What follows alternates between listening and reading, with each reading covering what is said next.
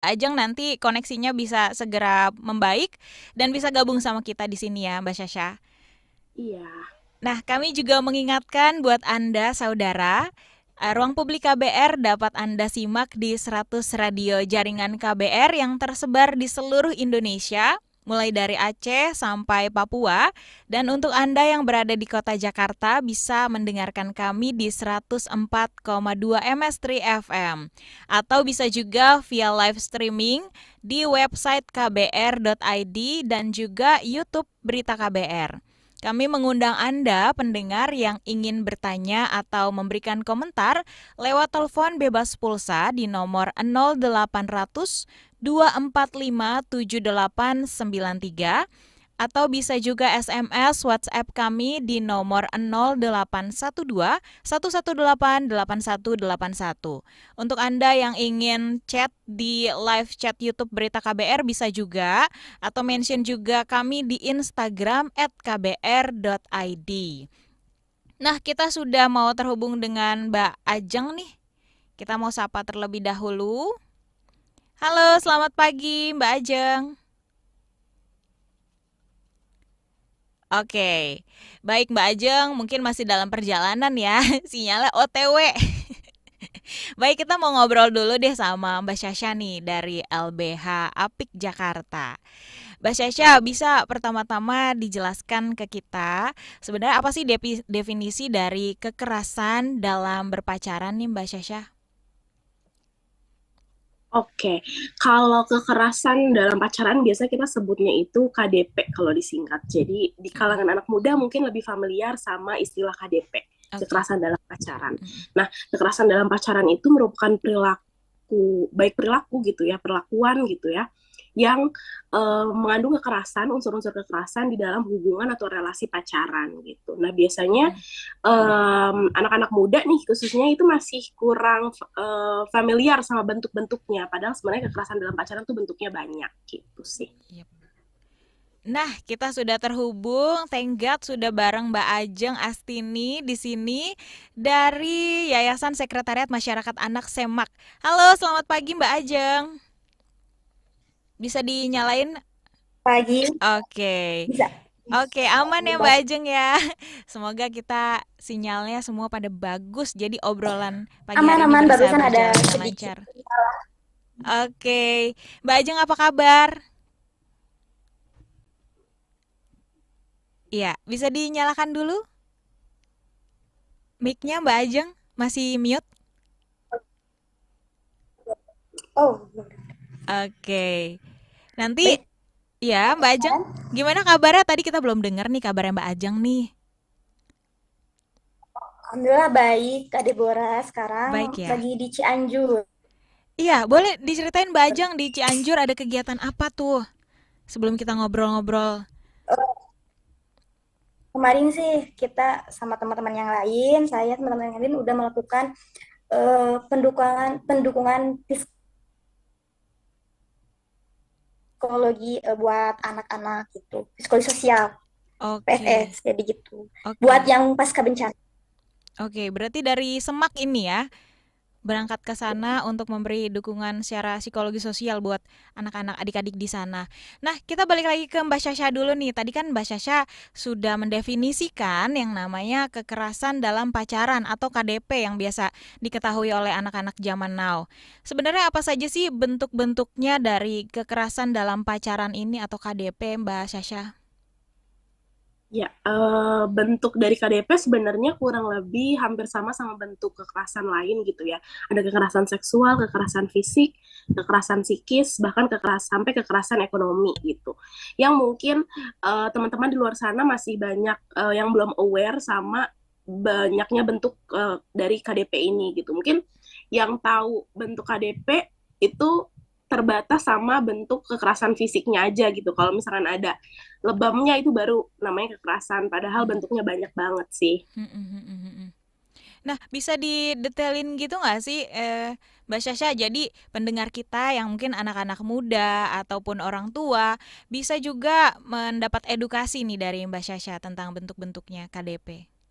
Oke, kalau bentuk KDP tadi yang pertama aku sebut itu ada kekerasan fisik. Nah, kalau kekerasan fisik ini Itu contohnya kayak memukul, Mm-mm. kayak menampar, menendang, dan lain-lain ya. Pokoknya ada tindak fisiknya gitu antara satu orang dan orang yang lain dalam hubungan relasi pacaran itu gitu. Mm-mm. Terus kalau misalkan kekerasan emosional atau kekerasan psikis, itu adalah kekerasan yang unsurnya itu seperti mengancam, memanggil dengan sebutan yang mempermalukan, Mm-mm. terus juga mengejek, yang membuat korban ini terlukanya secara fisik, secara psikis. Psikis. Selanjutnya ada kekerasan, ya, selanjutnya ada Mm-mm. kekerasan seksual. Nah, ini kalau kekerasan seksual itu adalah contohnya seperti um, memeluk atau mencium tanpa konsen, lalu juga ada kekerasan seksual yang ada penetrasi tapi juga tanpa konsen, itu masuk ke kekerasan seksual Mm-mm. yang juga mungkin di dalamnya disertai ada ancaman, terus ada juga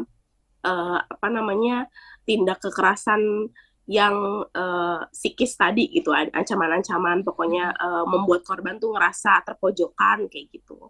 Nah, terus yang lain itu ada kekerasan ekonomi. Nah, kalau kekerasan Mm-mm. ekonomi itu kayak meminta atau memaksa pasangannya itu di dalam hubungan pasangan ini untuk mencukupi pasangan yang lain. Mm-mm. Kayak misalkan kalau istilah bekennya mah morotin kayak gitu ya. Jadi morotin Oke. pasangannya kayak gitu. Mm-mm. Mm-mm. Terus meminta dengan paksaan harus beliin ini, harus beliin itu gitu sampai pasangannya ini kayak ngebiayain si pasangannya yang lain kayak gitu. Itu adalah kekerasan ekonomi gitu.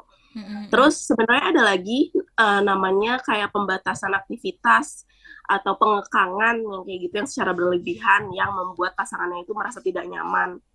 Nah, itu sih yang Mm-mm. mungkin familiar nih sama anak-anak zaman sekarang ya, teman-teman Mm-mm. muda gitu ya, bahwa ada tuh pengekangan-pengekangan dari pasangan, cuma memang belum diartikan sebagai kekerasan. Padahal kalau misalkan itu unsurnya udah masuk ke perasaan tidak nyaman, ke rasa apa namanya rasa tertekan gitu ya secara psikologis nggak nyaman gitu itu udah masuk dalam bentuk kekerasan Mm-mm. gitu. Mm-mm. Ternyata cukup luas ya Mbak Syasha, dan banyak, mungkin banyak di luar sana yang belum ngeh gitu kalau ternyata apa yang pernah dialami oleh kita misalnya gitu itu ternyata termasuk dalam kekerasan dalam pacaran. Mungkin kita nganggap "Ih, ini tanda sayang gitu ya, dipeluk di depan umum tanpa persetujuan kita, ternyata itu merupakan KDP ya masuknya ya, kalau kita merasa nggak nyaman, kita nggak terima gitu ya, even walaupun dia pacar kita gitu ya Mbak Syasha ya. Iya betul, kalau misalnya kita merasa nggak nyaman diperlakukan seperti itu dan itu juga dilakukan tanpa persetujuan kita, itu udah masuk unsur kekerasan. Mm, mm, mm. Nah, ke Mbak Ajeng dulu nih, dari Semak, Mbak Ajeng, apa sih yang upaya yang sudah dilakukan oleh teman-teman Semak nih untuk meminimalisir KDP nih menurut Mbak Ajeng? Mbak Ajeng masih di.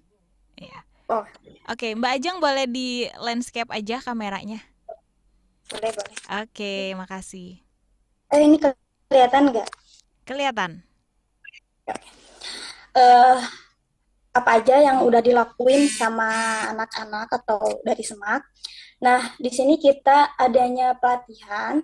Kita udah melakukan dulu pelatihan sebelumnya mengenai KBGS, kekerasan berbasis gender dan seksual. Nah, di sana juga emang eh, kekerasan KDP ini juga emang dibahas, emang termasuk pada jenis-jenis yang tadi emang Kak Sasa udah bilang ya, sama kekerasan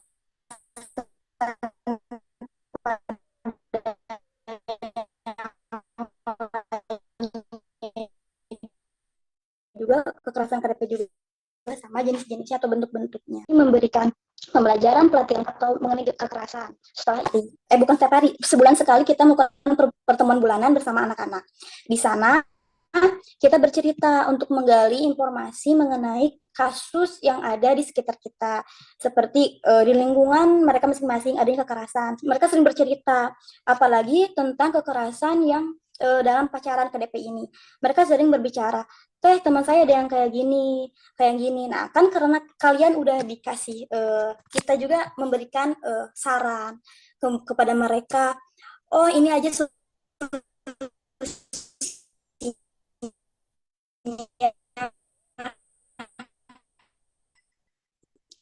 Baik, sepertinya Mbak Ajeng sinyalnya agak naik turun nih ya.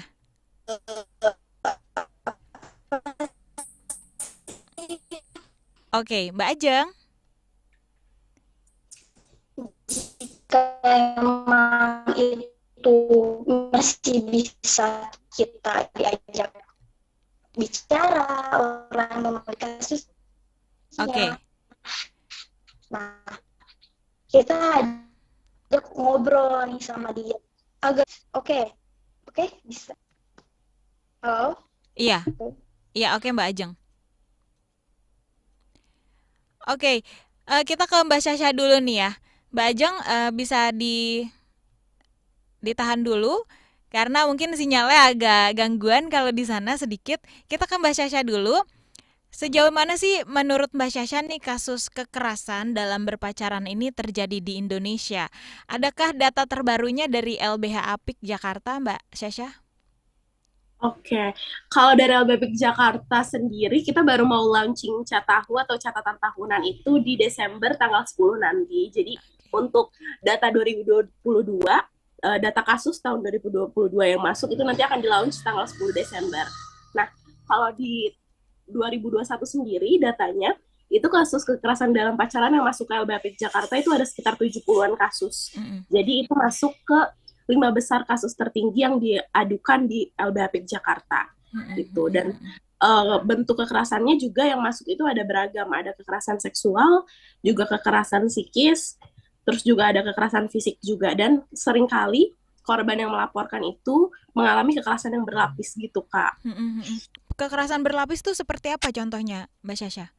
Nah, contohnya itu kalau korban kekerasan itu kita bisa asumsikan gitu ya, pasti akan mendapatkan kekerasan yang berlapis daripada kekerasan yang sebelumnya. Kayak misalkan dia dapat kekerasan seksual, itu bisa juga kekerasan, bisa juga psikisnya itu terganggu, psikisnya itu tertekan juga gitu, dan dia perlu pendampingan secara psikis.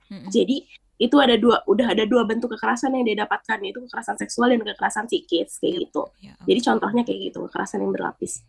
Oke, kue aja ya berlapis, ternyata kekerasan juga bisa berlapis. Oke, Mbak Syasha dan Mbak Ajeng, kita harus jeda dulu. Nanti kita akan lanjut obrol setelah iklan berikut ini, dan kami juga mengundang Anda yang mau bertanya, berkomentar via telepon di 0800 245 7893 atau di nomor WhatsApp kami 0812 118 8181. Masih Anda dengarkan Ruang Publik KBR yang dipersembahkan oleh Rutgers Indonesia, Power to Youth, Right Here, Right Now 2, and Generation Gender.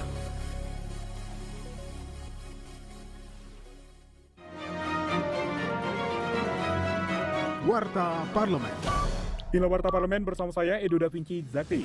Wakil Ketua Komisi 9 DPR RI Emmanuel Melkiades Lakalena memimpin kunjungan spesifik ke PT Bio Farma Persero di Bandung, Jawa Barat guna mengetahui informasi dan gambaran secara konferensif tentang ketersediaan vaksin COVID-19.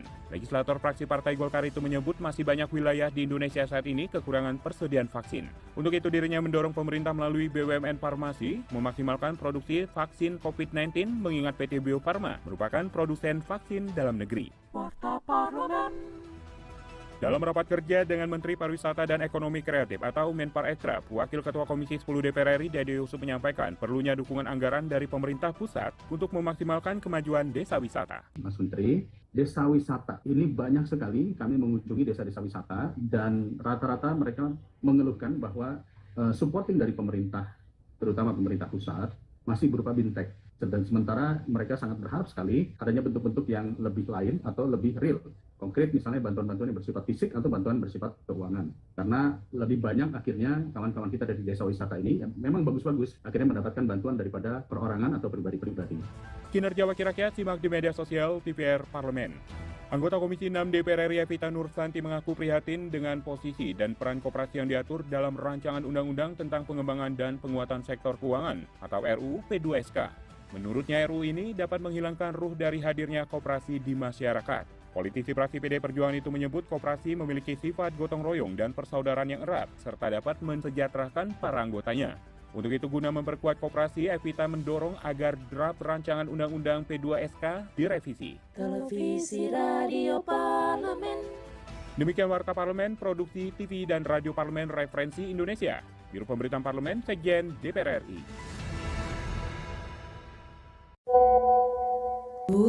Kok dia nggak jawab-jawab ya? Apa aku salah ngomong ya tadi? Kamu kenapa?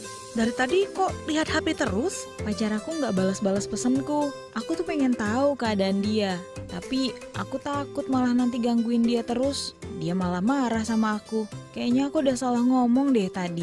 Tenang dulu deh. Kedengerannya kamu overthinking. Gimana kalau kamu ceritain masalahmu sama ahlinya di aplikasi Calm? Kemarin aku habis chat sama konselornya loh. Dan rasanya tuh plong aja gitu. Bisa ngeluarin unek-unek tanpa dihakimi dan tanpa batas waktu. Pasti mahal. Enggak kok, mulai dari Rp99.000 kamu udah bisa terhubung dengan konselor selama 3 hari. Caranya gimana? Caranya gampang, tinggal download aplikasi Calm di Google Play atau App Store. Terus tinggal pilih deh paket chat sesuai kebutuhan kamu. Ada yang 3 hari, 7 hari, bahkan sampai 28 hari. Informasi lebih lanjut, cek aja Instagramnya di @get.calm atau ke www.getstreetcalm.com. Wah, kalau gitu aku langsung download aplikasinya nih. Makasih ya.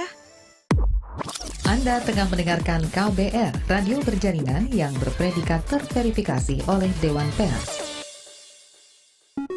Masih Anda dengarkan Ruang Publik KBR yang dipersembahkan oleh Rutgers Indonesia, Power to Youth, Right Here, Right Now 2, and Generation Gender.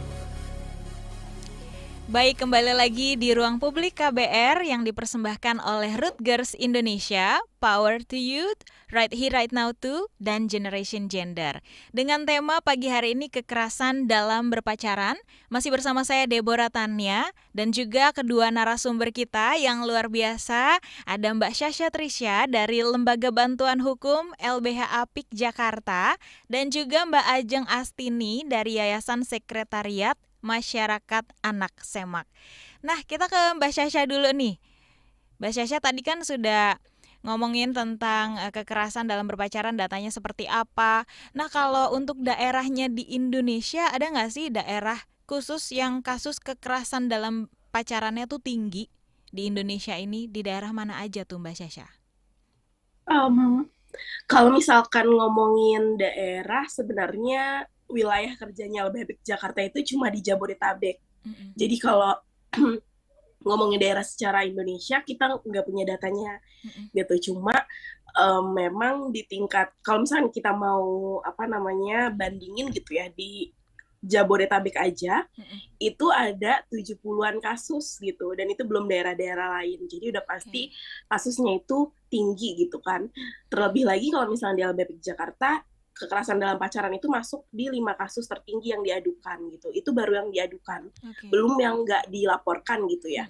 Karena banyaknya memang kekerasan dalam pacaran itu korban itu enggan melaporkan karena statusnya masih pacaran itu tadi. Terus biasanya korban itu nggak mau kekerasan yang dialaminya itu orang tuanya itu tahu. Jadi itu yang membuat juga jarang kasusnya itu dilaporkan ke lembaga bantuan hukum atau bisa sampai ke proses kepolisian kayak gitu. Nah, oke, Mbak Syasha dan Mbak Ajeng, kita sudah terhubung dengan penelpon. Pagi hari ini ada Rafa dari Jakarta. Halo Mas Rafa. Halo, pagi. Selamat pagi Mas Rafa. Langsung aja mau bertanya dengan Mbak Syasha atau Mbak Ajeng nih?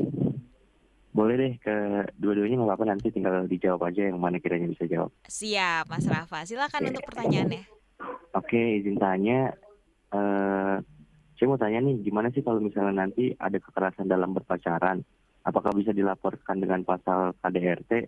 Sementara kan itu baru pacaran doang gitu loh, gimana nanti ke depannya? Kurang lebih seperti itu sih pertanyaannya. Oke, Makasih. terima kasih untuk Mas Rafa dari Jakarta. Nah, ini bisa ke Mbak Syasha kali ya, dari LBH Apik. Untuk pertanyaannya Rafa nih, kalau misalnya ada kekerasan dalam pacaran, apakah bisa dilaporkan pasal KDRT? Gimana tuh? Oke, sebenarnya kalau di Indonesia, kekerasan dalam pacaran sendiri itu memang belum ada aturan khusus nih yang ngebahas. Kayak KDRT itu, UU PKDRT itu adalah undang-undang yang fokusnya memang ke lingkup kekerasan domestik, lingkup kekerasan dalam rumah tangga gitu. Jadi yang ada di dalam rumah tangga, contohnya kayak kekerasan suami ke istri atau kekerasan bapak ke anak atau kekerasan pemberi kerja ke pekerja rumah tangganya kayak gitu. Jadi kalau kekerasan dalam pacaran itu nggak bisa diatur nggak bisa pakai undang-undang PKDRT. Tapi sekarang itu udah ada undang-undang TPKS, Undang-Undang Nomor 12 Tahun 2022. Nah, kekerasan dalam pacaran itu juga diakomodir dalam Undang-Undang TPKS itu tadi gitu. Ada beberapa unsur-unsur yang diatur dalam Undang-Undang TPKS yang bisa mengakomodir kekerasan dalam pacaran. Oke, semoga tadi menjawab ya untuk pertanyaannya dari Mas Rafa di Jakarta. Kita ke Ajeng dulu nih. Halo Ajeng. Halo Mbak. Nah, Ajeng kan lagi bertugas ya sama teman-teman SEMAK di daerah Cianjur. Ada nggak teman-teman di sana atau adik-adik yang Ajeng bimbing tuh melaporkan kekerasan dalam pacaran? Tapi ini yang laki-laki nih, karena kan kasus kekerasan dalam pacaran bukan cuma dialami oleh perempuan, tapi laki-laki juga mungkin pernah mendapatkan kekerasan oleh pacarnya ya, si perempuan. Gimana nih, Ajeng? Oke, ya betul sekali bahwa emang kekerasan dalam pacaran ini tuh KDP ini tidak hanya perempuan yang menjadi korban, namun laki-laki juga sangat besar peluangnya pada saat ini menjadi korban. Nah, untuk pendampingan pada saat ini Cianjur mungkin belum ada atau kita belum tahu informasinya dari anak-anak bahwa ada pelaporan korban KDP ini dari laki-laki ya korbannya. Namun kalau di Garut kemarin kan kita juga bukan Cianjur sama Garut ya. Nah, kalau di Garut juga kemarin ada bahwa kekerasan itu kan tadi ada bentuknya banyak. Betul. Ekonomi. Nah, ini kalau di Garut itu pembatasan sama kekerasan ekonomi. Di sana ada yang ngelapor teman-teman FKRD bahwa teman-temannya itu ada di sana ada ini apa sih laki-laki teman saya katanya. Dan itu kalau pacaran itu kayaknya dikekang, nggak boleh ke sini, nggak boleh ke sana. Padahal kan yang biasanya itu kayak itu kan cewek katanya. Tapi ini cowok. Terus kalau jajan dia itu cuman morotin uangnya aja, nah kayak gitu, cuman jajan uangnya aja deh. Tapi kalau hal yang ini udah dia diabaikan kayak gitu. Oh itu juga udah termasuk pada kekerasan kan. Nah karena di sana kita bukan bentuk pelayanan tapi pengadvokasian. Nah, di sana kita mulai untuk mengadvokasi atau memberikan teman-teman baik secara orang ke orang dengan ngobrol santai bahwa ada kekerasan dalam pacaran. Seperti ini nih bentuknya. Nah, nanti tapi kita juga belum sempat korbannya itu belum sempat kita ajak ngobrol, baru kita mengidentifikasi, baru kita mengumpulkan masalah-masalah atau yang terjadi di sekitar kita. Untuk tindakannya kita masih merencanakan untuk kedepannya kita mau apa kayak gitu. Soalnya kita juga di sana masih memberikan kayak pengetahuan dulu terhadap anak-anak. Tapi buat laporan pasti setiap bulannya pasti ada pertemuan bulanan. Di sana kita mengumpulkan masalah-masalah yang terjadi di sekitaran kita dengan anak-anak FKRD dampingan kita. Nah, cerita-cerita tersebut muncul dari sana. Seperti itu. Untuk pelaporan udah ada, tapi buat penindak lanjutannya kita masih masih kita didiskusikan terlebih dahulu. Soalnya kita pengadvokasian gitu. Oke, makasih Mbak Ajeng. Nah, kita mau sapa dulu untuk pendengar kita via YouTube Berita KBR. Ada pertanyaan dari Mas Donil. Ini ke Mbak Syasha ya. Ini kalau bicara kekerasan sudut pandang dari pria atau wanita. Karena setiap hubungan selalu ada masalah ya, pasti jika komunikasinya nggak cukup. Lalu cara apa yang bisa dipakai untuk memberitahukan pasangan kita nih, Mbak Syasha? Oke, kalau bicara kekerasan itu nggak bicara gender sebenarnya, karena yang tadi seperti kita udah bahas gitu ya, kekerasan itu bisa dilakukan siapa aja dan korbannya juga bisa siapa aja. Jadi nggak bicara laki-laki, nggak bicara perempuan, tapi bicara kekerasannya gitu ya, tindak kekerasannya gitu. Nah, tadi pertanyaannya apa yang bisa kita pakai untuk memberitahu pasangan gitu ya? Iya. sebenarnya tadi benar nih kata Mas Mas Donil ya. Donil, iya. Ya, kalau misalkan komunikasi itu perlu banget gitu dibangun gitu kan. Kita perlu menciptakan hubungan yang setara, hubungan komunikasi yang tanpa ketakutan, hubungan komunikasi yang terbuka, hubungan komunikasi yang sehat gitu ibarat katanya ya. Jadi nggak ada yang ditutup-tutupin, nggak ada yang disembunyi-sembunyiin, nggak ada yang dipleset-plesetin gitu, kayak dilebih-lebihin atau dikurang-kurangin kalau kita komunikasi sama pasangan. Jadi komunikasinya clear, jadi kita bisa tahu nih pasangan kita gimana perasaannya, kita juga gimana di hari-hari tuh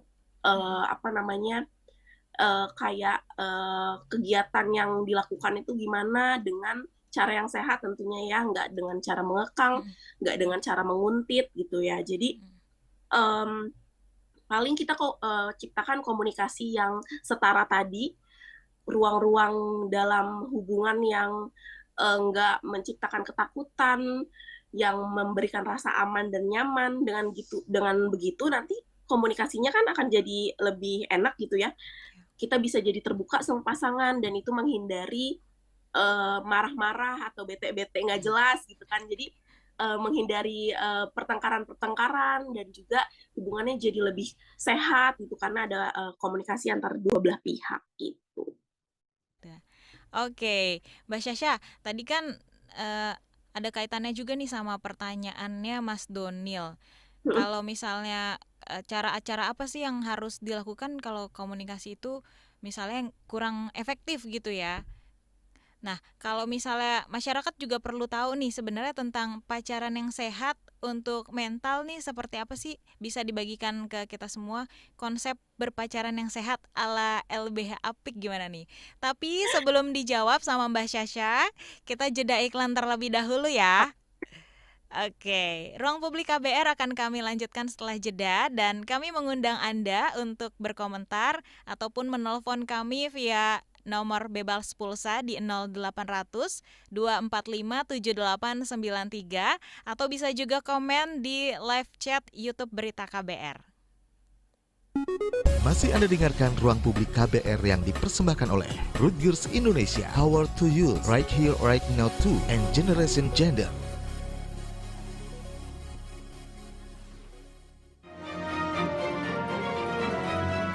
Warta Parlemen. Inilah Warta Parlemen bersama saya, Edo Da Vinci Zakti. Wakil Ketua Komisi 9 DPR RI, Emmanuel Melkiades Lakalena, memimpin kunjungan spesifik ke PT Bio Farma Persero di Bandung, Jawa Barat, guna mengetahui informasi dan gambaran secara komprehensif tentang ketersediaan vaksin COVID-19. Legislator fraksi Partai Golkar itu menyebut masih banyak wilayah di Indonesia saat ini kekurangan persediaan vaksin. Untuk itu dirinya mendorong pemerintah melalui BUMN Farmasi memaksimalkan produksi vaksin COVID-19 mengingat PT Bio Farma merupakan produsen vaksin dalam negeri.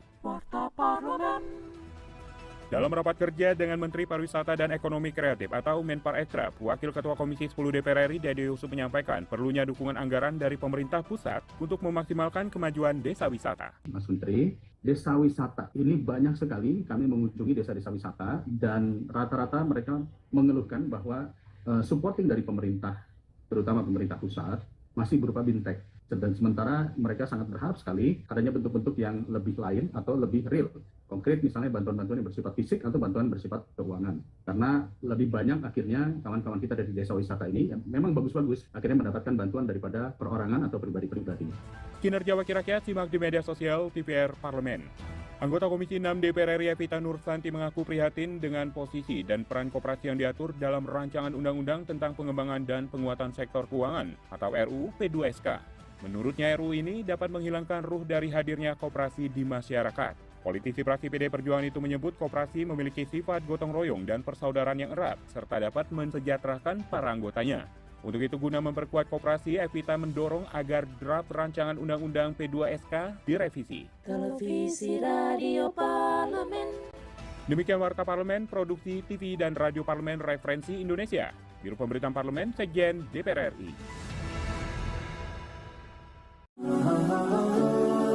Assalamualaikum warahmatullahi wabarakatuh. Warga Bandung dan sekitarnya, yuk siap-siap pameran gaya hidup Islami. Muslim Life Fair segera hadir tanggal 9 sampai 11 Desember di Bandung Convention Center. ada banyak acara menarik menanti. Bincang santai, sharing kesehatan, kids playground, acara komunitas, permainan tradisional, acara keluarga, dan masih banyak lagi. Temukan juga beragam produk Islami pilihan, mulai dari fashion dan aksesoris, travel haji dan umroh, kuliner halal aman dan sehat, pendidikan, kosmetik, buku, serta multi produk lain yang thoyib. Ajak keluarga, kerabat, dan sahabat untuk datang ke Muslim Life Fair. Catat tanggalnya, 9-11 Desember di Bandung Convention Center. Follow Instagram @Muslim Life Fair untuk info lengkapnya. Muslim Life Fair, organized by 5 Events. Anda tengah mendengarkan KBR, radio berjaringan yang berpredikat terverifikasi oleh Dewan Pers. Masih Anda dengarkan Ruang Publik KBR yang dipersembahkan oleh Rutgers Indonesia, Power to Youth, Right Here, Right Now 2, and Generation Gender. Ya, kembali lagi di Ruang Publik KBR bersama saya Deborah Tanya. Dan acara pagi ini dipersembahkan oleh Rutgers Indonesia, Power to Youth, Right Here, Right Now 2, dan juga Generation Gender. Dengan tema pagi hari ini kekerasan dalam berpacaran, atau anak-anak zaman sekarang taunya kekerasan dalam pacaran, KDP. Kami mengingatkan juga untuk Anda pendengar yang bisa menyimak kami di 100 radio jaringan KBR yang tersebar di seluruh Indonesia dari Aceh sampai Papua. Dan untuk Anda yang berada di kota Jakarta dapat mendengarkan kami di 104,2 MS3 FM atau live streaming via website kbr.id dan YouTube Berita KBR. Nah, masih bersama dua narasumber kita, ada Mbak Syasha Trisha dari Lembaga Bantuan Hukum LBH Apik Jakarta dan juga Mbak Ajeng Astini dari Yayasan Sekretariat Masyarakat Anak atau SEMAK. Kita tadi sebelum jeda ada pertanyaan ke Mbak Syasha ya, tentang pacaran yang sehat untuk mental nih. Dikit-dikit kan anak-anak sekarang ngomonginnya mental health gitu ya Mbak Syasha. Bisa dibagikan nih ke kita semua tentang konsep pacaran yang sehat untuk tubuh dan jiwa gitu ya. Silakan Mbak Syasha. Ya, kalau pacaran yang sehat, mungkin tadi sebenarnya aku udah singgung sedikit ya beberapa indikasinya pacaran yang sehat. Salah satunya adalah komunikasi yang lancar, komunikasi yang terbuka dan tidak menimbulkan ketakutan, terus ruang yang aman untuk kedua belah pihak mengekspresikan diri, untuk kedua belah pihak itu berbicara dan untuk berpendapat kayak gitu ya. Karena kan ada ya dalam hubungan pacaran tuh kayak nge-ekspresiin diri aja tuh dilarang gitu sama pasangannya, kayak aku mau pakai baju kemeja ini misalkan gitu, tapi kan menurut pasangannya itu terlalu terbuka misalkan, jadi nggak boleh gitu, jadi dia tuh kayak nggak bisa mengekspresikan diri. Nah itu udah masuk tuh ke unsur-unsur kekerasan gitu kan, gimana pasangannya itu tertekan nggak bisa mengekspresikan dirinya gitu. Dan kalau pacaran yang sehat itu juga nggak ada perasaan yang termanipulasi gitu. Contohnya manipulasi itu kayak gini, kayak tadi misalkan nggak boleh pakai kemeja gitu ya, terus si pacarnya tuh bilang, nanti kalau misalkan kamu pakai itu kamu bisa diliatin sama yang lain bla bla bla, terus nanti kamu bisa kayak gini-gini loh. Jadi dimanipulasi tuh si pasangannya kalau misalkan apa yang dia pakai, apa yang dia lakukan, apa yang dia ekspresikan itu nanti akan menimbulkan apa-apa, padahal itu hanya ketakutan dari pasangannya, biar pasangannya yang lain itu nggak dilirik sama orang lain misalkan kayak gitu. Nah kayak gitu-gitu sih hal-hal yang sebenarnya mungkin kalau bagi teman-teman itu juga hal-hal yang biasa gitu dilakuin setiap hari gitu ya di dalam hubungan pacaran, kayak stalking HP-nya gitu, setiap ketemu minjem HP, aku mau lihat disidak aja gitu ya Mbak Syasha. Iya disidak, kayak ada yang chat kamu nggak, aku mau lihat. Terus dicekin satu-satu chattingannya sama teman-temannya, terus ada yang mencurigakan dikit ditanyain. Nah kayak gitu sih hal-hal yang kegiatan sehari-hari yang mungkin teman-teman nggak sadar bahwa itu bisa masuk ke bentuk-bentuk kekerasan gitu. Jadi menimbulkan perasaan nggak nyaman, menimbulkan perasaan kayak deg-degan kalau ketemu pasangannya, itu kan malah nggak enak ya. Jadi itu kalau yang kayak gitu-gitu mungkin dihindari, karena bentuk pacaran yang sehat itu adalah gimana kedua belah pihak dalam hubungan berpacaran tadi ngerasa aman, ngerasa nyaman, bebas mengekspresikan diri, bisa terbuka sama pasangannya, kayak gitu sih. Deg-degannya bukan karena jatuh cinta, tapi lebih ketakut ya. Iya, Aduh, takut ketemu lagi pasangan, waduh, sidak. waktunya sidak nih kayak. Oke, kita ke Mbak Ajeng nih. Mbak Ajeng, kan tadi sudah dikasih tahu sama Mbak Syasha tuh untuk dalam pacaran tuh yang sehat seperti apa. Tapi zaman sekarang kan banyak istilah-istilah dalam berpacaran, contohnya kayak toxic relationship gitu ya, hubungan yang toxic. Tapi tetap dipertahankan nih karena berbagai alasan A, B, C, D, E. Kalau Mbak Ajeng ngelihatnya seperti apa sih nih Mbak? Dan kalau misalnya ada korban kekerasan dalam pacaran tuh mengalami trauma, ada kalau dari Semak ada wadahnya nggak untuk bisa saling sharing cerita, dapat solusi gimana nih, Mbak Ajeng? Boleh Kak, iya betul ya. Emang zaman sekarang juga banyak ya relasi toksik kayak gitu. Nah, kalau dalam hubungan, kalau pandangan saya nih ya, kalau ada hubungan yang toksis itu mendingan kita itu berani untuk keluar dari hubungan tersebut. Karena kenapa? Karena kalau hubungan kita tidak sehat, itu kan toksis tidak sehat ya. Eh, jadi bisa menimbulkan kekerasan-kekerasan di dalamnya. Apalagi itu juga bisa merusak mental kita. Nah, disebabkan akibat stres, kemudian depresi. Nah, kalau menurut saya lebih baik kita berani keluar. Nah, untuk berani keluar tersebut dari lingkungan yang toksik ini, eh, kita di Semak mempunyai wadah ruang, yaitu buat anak-anak FKRD yang tadi, mereka di sana bebas bercerita. Kita mempunyai sanggar di sana. Di sana sanggar sana kita mereka anak-anak atau remaja, orang muda bisa datang ke sana untuk menceritakan keluh kesahnya, bagaimana sih saran, kita memberikan saran. Kemudian kalau emang yang misalnya bukan misal sih, emang parah masalahnya dan kita anak-anak di sana tidak bisa menyelesaikan, kita bantu dia rujuk, bantu dia mendampingi untuk melapor ke TP2 P2 TP2A yang ada di kabupaten. Nah, di sana jadi kita arahkan kepada mereka untuk membutuhkan penanganan yang profesional kayak gitu, Kak. Jadi kita ngebantu buat mendampingi mereka. Oke. Gitu. Untuk tips-tipsnya menghindari tindakan kekerasan dalam pacaran yang pernah Mbak Ajeng bagikan ke adik-adik atau teman-teman di sana seperti apa tuh Mbak? Kalau tips itu nggak jauh beda ya sama kayak tadi Kak Sasa bilang, namun ini ada yang tambahan. Kalau di Semak itu kita sebelum membilang atau mengasih tahu kepada anak-anak, kepada anak dampingan, jika kita ingin melakukan hubungan dengan seseorang, kita lihat dulu sebelum pacaran ada PDKT tuh ya, Iya. ada pendekatan. Betul. Ada PDKT. Nah, kita lihat dulu ciri-ciri karena kita udah mengetahui ya apa aja bentuk-bentuk kekerasan misalnya. Nah, kita identifikasi di orang itu pada saat pendekatan, apakah ciri-ciri abuser akan terjadi pada orang itu. Nah, kalau sejak pertama pendekatan udah Oke. Mbak Ajeng suaranya ngilang nih. Tidak adanya tidak menghargai kekerasan. Ya, itu kita udah ini di X aja. Jadi jangan sampai ke pacaran. Nah, udah gitu. Itu juga termasuk untuk meminimalisir kekerasan pada pacaran. Gitu sih, Kak. Tetap harus lihat kayak orang tua zaman dulu-dulu bilang bibit, bebet, bobot tetap berlaku ya. Soalnya emang iya. Oke. Nah, ke Mbak Syasha nih. Tadi kan Mbak Syasha juga sempat bahas tentang mengekspresikan diri kalau dalam berpacaran itu. Seperti apa sih untuk batasan seksualitas yang bisa diekspresikan dalam berpacaran yang sehat nih, Mbak Syasha?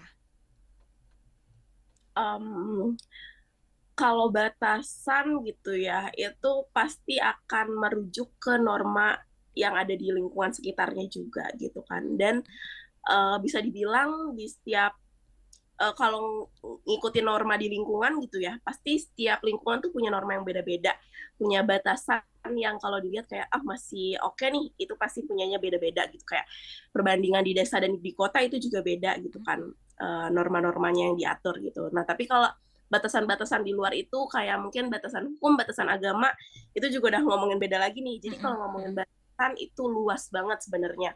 Cuma yang pasti bentuknya itu adalah yang memasukkan unsur tanpa paksaan dan tanpa kekerasan, tanpa manipulasi gitu. Jadi kalau misalkan mau melakukan hal-hal antara dua belah pihak itu harus ada persetujuan gitu. Kayak misalkan jalan gitu ya, berdua jalan ke mall misalkan, mau gandengan aja gitu kan, harus tanya dulu juga sama pasangannya, boleh nggak digandeng gitu. Kalau nggak boleh, nggak mau ya jangan. Kalau nggak boleh digandeng, digendong boleh kali. Oke. Ya, Mbak Syasha? Ya. Oke, tadi Mbak Syasha membahas tentang batasan-batasan. Intinya kalau misalnya si salah satu pacar kita setuju, itu oke berarti ya. Saling menyetujui satu sama lain ya untuk segala tindakan-tindakan di dalam berpacaran, misalnya menggandeng tangan seperti itu. Baik. Ya, cuma balik lagi nih Kak, harus dilihat juga persetujuan itu kadang ada yang di bawah tekanan gitu, ada yang mungkin dapat manipulasi gitu. Makanya dalam hubungan itu ada juga yang namanya relasi kuasa itu tadi kan. Kalau misalkan yang satunya itu, pasangannya itu lebih punya power, lebih punya kuasa, jadi yang pasangan yang lain ditanya persetujuan akan jawabnya iya aja, padahal mungkin dalam hatinya dia nggak setuju kayak gitu. Jadi dalam persetujuan tadi banyak banget nih yang harus diperhatikan, mulai dari relasi kuasanya, mulai dari ketimpangan pasangan untuk menyampaikan pendapat itu tadi, rasa amannya itu tadi gitu. Jadi nggak sesimpel dia nanya terus oke, terus langsung ngelakuin gitu. Oke, nah ini ada penanya via YouTube Berita KBR untuk Mbak Syasha lagi.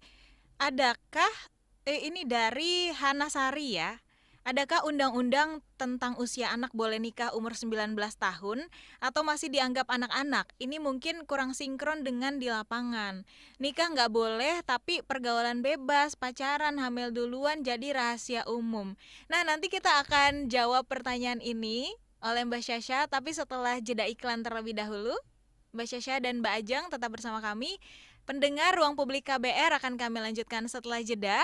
Tetap bersama kami, dan bagi Anda yang ingin memberikan komentar atau pertanyaan, bisa melalui live chat di YouTube Berita KBR. Masih Anda dengarkan Ruang Publik KBR yang dipersembahkan oleh Rutgers Indonesia, Power to Youth, Right Here, Right Now 2, and Generation Gender.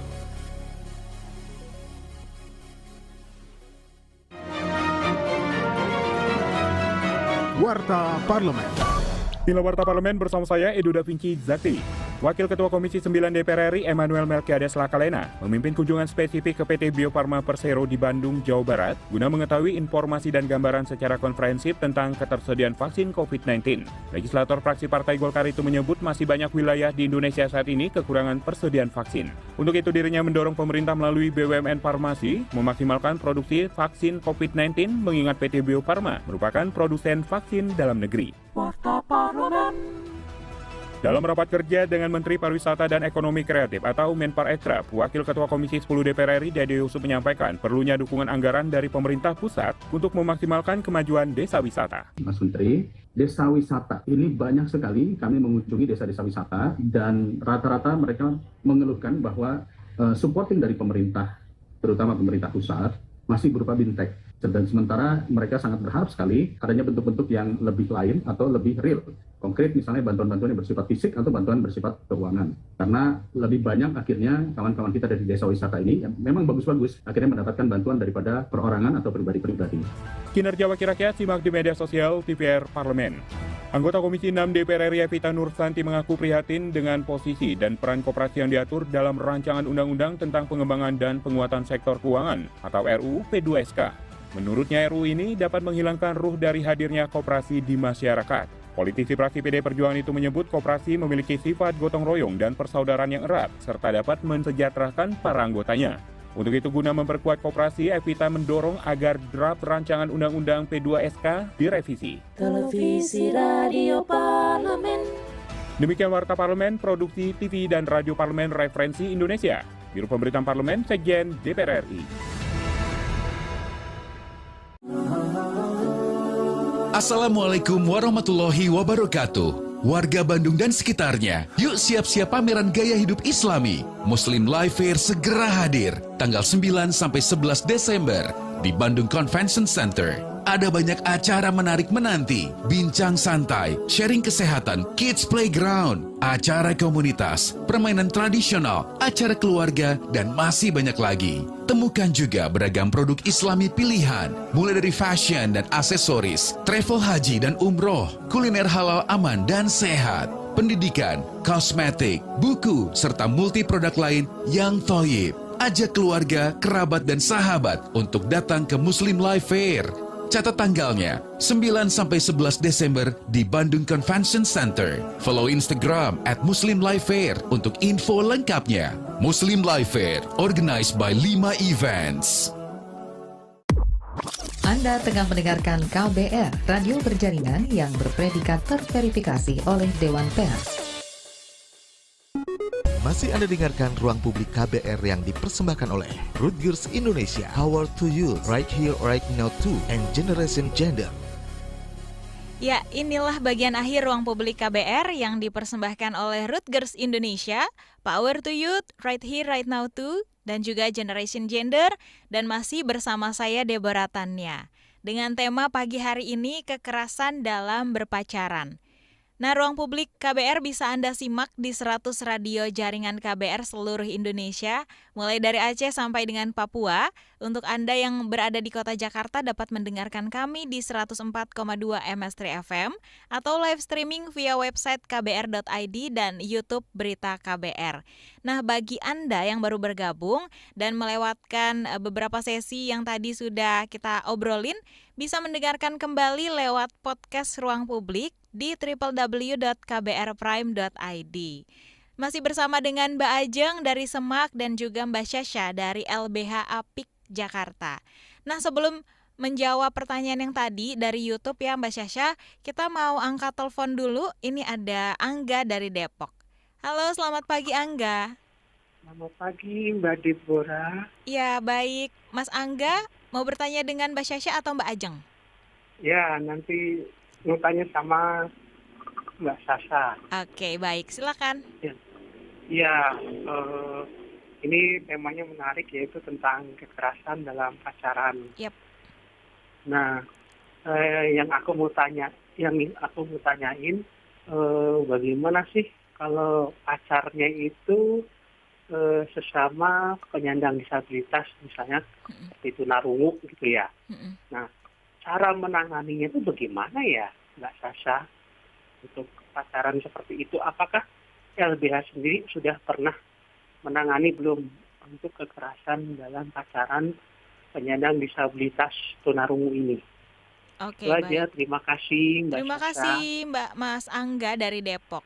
Ini pertanyaan ke Mbak Syasha nih, kalau pacaran sesama penyandang disabilitas, tunarungu khususnya, bagaimana cara menanganinya apabila ada permasalahan? Apakah LBH Apik Jakarta pernah mendapat kasus seperti ini? Silakan. Iya, kalau di LBH Jakarta sendiri tahun 2021 kemarin itu ada aduan dari teman-teman disabilitas sih.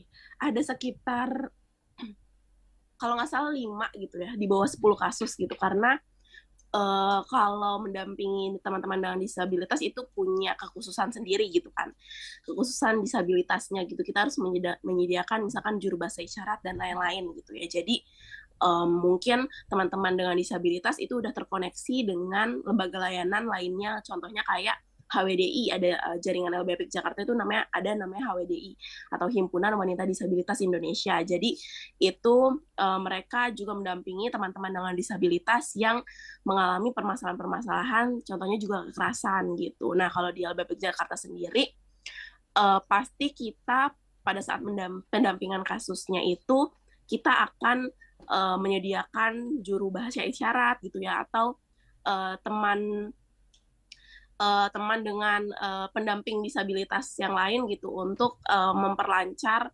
proses penanganan kasusnya, karena pasti kalau misalkan kasusnya ini udah masuk ke tingkat kepolisian dan tingkat pelaporan yang lainnya, itu pasti juga akan diminta untuk pendamping teman disabilitasnya gitu. Jadi nggak bisa langsung dari pendamping hukumnya aja gitu. Oke, nah kita jawab dulu pertanyaan dari YouTube tadi ya, yang belum sempat terjawab sebelum jeda. Ini dari Hana Sari, adakah undang-undang tentang usia anak boleh nikah umur 19 tahun atau masih dianggap anak-anak nih? Mungkin kurang sinkron dengan di lapangan. Seperti apa tanggapannya Mbak Sasha? Oke, jadi kalau di undang-undang di Indonesia sendiri, batas usia anak itu 18 tahun ya, teman-teman semua.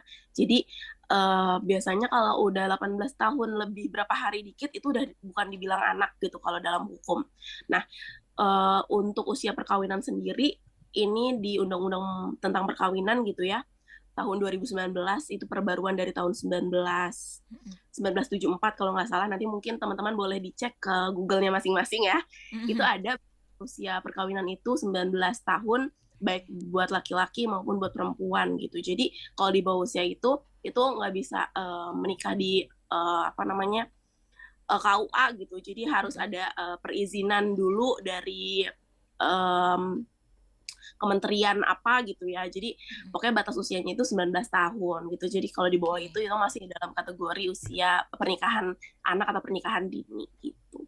Oke, Mbak Sasha. Kita ke Mbak Ajeng dulu nih. Mbak Ajeng, ini kan tema kita pagi hari ini kekerasan dalam berpacaran atau biasa dibilang KDP ya, kekerasan dalam pacaran. Ini dari Mbak Ajeng selaku anggota dari SEMAK. Harapannya apa sih untuk para pendengar kita khususnya orang-orang muda terkait tema ini?